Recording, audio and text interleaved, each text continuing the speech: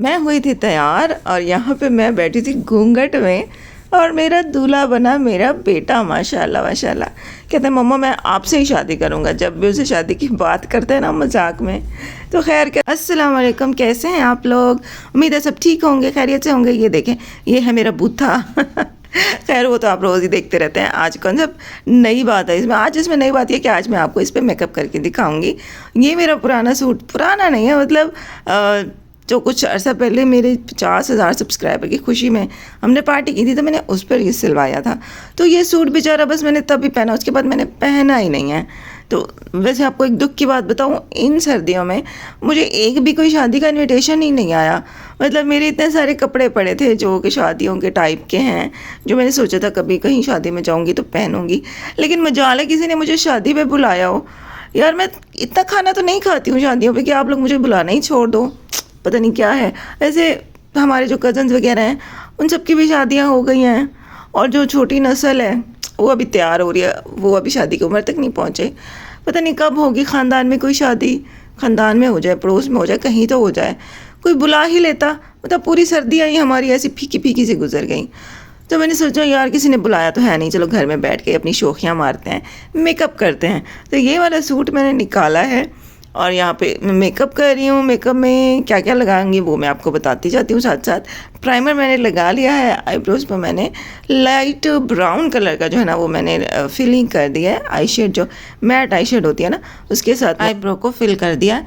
उसके बाद यहाँ पे मैंने लिया है फाउंडेशन, लिक्विड फाउंडेशन लिया है। तो उसको मैं पहले आईब्रोज को शेप दूंगी। ये सबसे जो इम्पोर्टेंट स्टेप होता है ना, मुझे ये लगता है कि यही है। जब से मुझे ये आईब्रोज फिल करने अच्छी तरह से आ गए हैं ना, आईब्रोज को शेप देना अच्छी तरह से आ गया, तो मेरे मेकअप की काफ़ी तारीफ़ होती है। लोग कहते हैं कि तुम बहुत अच्छा मेकअप करती हो। तो सबसे मेन चीज़ यही होती है कि आईब्रोज आपके ना अच्छे से आपको सेट करनी आती हूँ। मतलब आप इतने उसको डार्क भी ना करें कि वो अजीब सा ही लगे, बुरा लगे, ओवर लगे, और इतना लाइट भी ना रखो कि पता ही ना चले कि आपने आईब्रोज की शेप की है। तो ये देखें, ये मेरा एक आईब्रो हो गया। तो कैसी लग रही हूँ? अच्छी लग रही हूँ। वाइट सूट मैंने बड़ी मतलब सोच विचार के बाद बनवाया था कि पता नहीं मेरे पे अच्छा लगेगा कि नहीं लगेगा। मैंने फुल वाइट सूट कभी भी नहीं सिलवाया था और ना ही मैंने कभी फुल ब्लैक सूट लिया है, क्योंकि मुझे लगता है कि मेरे पे सूट नहीं करेंगे। क्योंकि मेरा रंग जो है ना वो मतलब सांवला रंग है, उस पर इतना अच्छा नहीं लगती है। जो बहुत गोरा बंदा हो ना उस पर वाइट रंग अच्छा लगता है और काला रंग भी उस पर अच्छा लगता है। और मैं ठहरी बस सांवली सलोनी सी महबूबा। खैर महबूबा तो नहीं हूँ अब तो मैं बच्चों की अम्मा हूँ, बच्चों की नहीं, एक ही बच्चे की अम्मा हूँ। तो अब ये महबूबा वाले चोंचले जो है ना ये मैं नहीं कर सकती। चलो यहाँ पे हमारी आई शेड लगनी स्टार्ट हो चुकी है। ये देखें, यहाँ पे मैं लिया था डार्क ब्लू कलर लिया था, बहुत डार्क ब्लू था। तो उसको मैं इस तरह से आई पे लगा रही हूँ। अपनी तरफ से प्रोफेशनल मेकअप आर्टिस्ट बनने की नाकाम कोशिश करते हुए मैं ब्रश को चला रही हूँ और बड़े स्टाइल से मैं ऐसे दिखाने की कोशिश कर रही हूँ कि मैं कोई बड़ी प्रोफेशनल मेकअप आर्टिस्ट हूँ। लेकिन असलियत क्या है वो तो मेरे सब्सक्राइबर जानते ही हैं, है ना, जानते हैं ना आप लोग। यार मुझे कख नहीं आता, बस ये है कि थोड़ा बहुत लगा लेती हूँ। मुझे ना 2 काम सीखने के मतलब शौक़ था, लेकिन मैंने जानबूझ के नहीं सीखे। एक तो सिलाई का काम, एक ये ब्यूटिशन का काम। शौक़ मुझे था थोड़ा थोड़ा इन चीज़ों का सीखने का, मैं सीखना चाहती थी। लेकिन फिर जब मैंने देखा ना कि जो हमारी कज़न्स वगैरह जो सिलाई करती हैं और जो मेकअप थोड़ा बहुत करना जानती हैं, उनका जो हशर होता है ना, उसको देखने के बाद मैंने तौबा कर ली, भी मुझे कुछ नहीं सीखना। क्योंकि ख़ानदान में कहीं कोई शादी हो, किसी का बच्चा पैदा हो, कोई मतलब ईद हो, मौका हो, कुछ भी हो, तो जो सिलाई करने वाली होती है वो ज़लील हुई पड़ी होती है और जो मेकअप करने वाली होती है वो भी ज़लील हुई पड़ी होती है। सब उसको कह रहे होते हैं कि मेरा मेकअप कर दो, कोई कह रहा होता है मेरा मेकअप कर दो। कपड़ों की जहाँ बात होती है वो भी सारा ख़ानदान मतलब उसको कहते हैं कि मेरे कपड़े सी दो, मेरे सी दो। अब वो बेचारा ना भी नहीं कर सकता बंदा। भाई मेरी तो आदत ऐसी है कि मुझे कोई काम कहे ना तो मेरे से आगे से ना भी नहीं होती है। तो मैंने तो मतलब फुल जलील हो जाना था अगर मैं ये वाले काम सीख लेती ना, क्योंकि ना मुझे करनी आनी नहीं थी।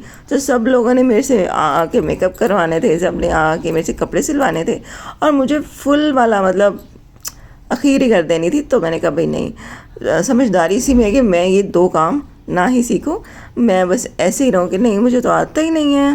अच्छा, ब्लू आई शेड लगाने के बाद फिर मैंने दरमियान में थोड़ी सी लगाई थी पिंक आई शेड और उसके बाद मैंने लाइट ब्राउन कलर लेकर ना वो अपनी आईलिड पे जो है ना वो मैंने जैसे कट क्रीज जहाँ पे बनाते हैं ना वहाँ पे मैंने थोड़ा सा वो किया है। उसके बाद मैंने लिया है लिक्विड ग्लिटर, वाइट मेरे पास रखा हुआ था तो वही मैं यहाँ पे लगा रही हूँ। तो ये देखें यहाँ पे लगा लूँगी। उसके बाद ये देखें यहाँ पे आइज़ मेकअप कैसा लग रहा है। उसके बाद आईब्रोज़ के नीचे जो है ना वो मैंने हाइलाइटर मेरे ख्याल से लगा लिया है, हाँ लगा लिया है। तो ये देखें इस तरह से मेरा हो गया है आँखों का मेकअप। और हाँ, आँखों के मेकअप में सबसे ज़रूरी चीज़ होती है आईलाइनर। आईलाइनर लगाना भाई मेरे से, सीरियस बताऊँ, मेरे से वैसे ही लगता है कि मतलब एक आँख पे लगाती हूँ तो जब दूसरी पे लगाती हूँ ना उस पर मोटा लग जाता है। तो मैं कहती हूँ नहीं नहीं, ये पहले वाली जो लगाई थी ना उस पर भी थोड़ा मोटा कर देती हूँ। तो उसको मोटा करने के चक्कर में फिर वो ज़्यादा मोटा हो जाता है। तो मतलब ऐसे करते करते ना बड़ी कोई मैं तंग हो जाती हूँ और फिर बस जैसा लगता है आईलाइनर वैसा ही लगा देती हूँ। आज मैंने सिंपल वाला आईलाइनर लगाया, वो विंग आईलाइनर नहीं लगाया। ये देखें आईलाइनर मैंने लगा लिया है। टन टन, कैसी लग रही है आंखें, ये देखो मोटा ही आज लगा है। उसके बाद यहाँ पे मैं लगा रही हूँ मस्कारा। चैनल को सब्सक्राइब कर दो यार, प्लीज़ प्लीज़ चैनल को सब्सक्राइब कर लो। सब्सक्राइबर मेरे बिल्कुल भी नहीं बढ़ रहे, पता नहीं साल हो गए मेरे 50,000 सब्सक्राइबर हुए थे और यकीन करो अभी तक वही 50,000 ही हैं, मतलब बढ़ ही नहीं रहे हैं। लोग मुझे देखना ही नहीं चाहते। ये देखो, ये मैं स्टाइल मारते हुए आंखों का मेकअप हो गया कंप्लीट। अब उसके बाद यहाँ पे लगा रही हूँ मैं फाउंडेशन जो है ना लिक्विड ही मैंने लिया है और ये थोड़ा लाइट कलर ही मेरे पास रखा हुआ था, मैं अब यही लगा रही हूँ। मेरी स्किन से बिल्कुल मैच करके तो मैंने नहीं लिया, मतलब जो मैंने एक मैंने स्टिक ली थी वो मैंने मतलब अपने फेस का जो कलर है ना उसके थोड़ा मैच करके ही ली थी। बाकी ये जो लिक्विड फाउंडेशन मेरे पास रखा हुआ है ना ये मैंने ख़रीदा नहीं था, ये मुझे किसी ने गिफ्ट किया था। तो वो अब मतलब मेरी स्किन को मैच करके तो उन्होंने नहीं लिया था, उन्होंने ऐसे ही मुझे गिफ्ट दे दिया। तो अब चीज़ जो घर में रखी हुई है उसको ज़ाया थोड़ी करेंगे हम, उसको हम इस्तेमाल करेंगे। तो यहाँ पे मैं लगा रही हूँ। अभी देखने में बहुत ही मतलब एकदम ही मैं वाइट हो गई हूँ, मेरी स्किन के साथ बिल्कुल मैच नहीं हो रहा, लेकिन फिर आहिस्ता आहिस्ता ना हो जाएगा।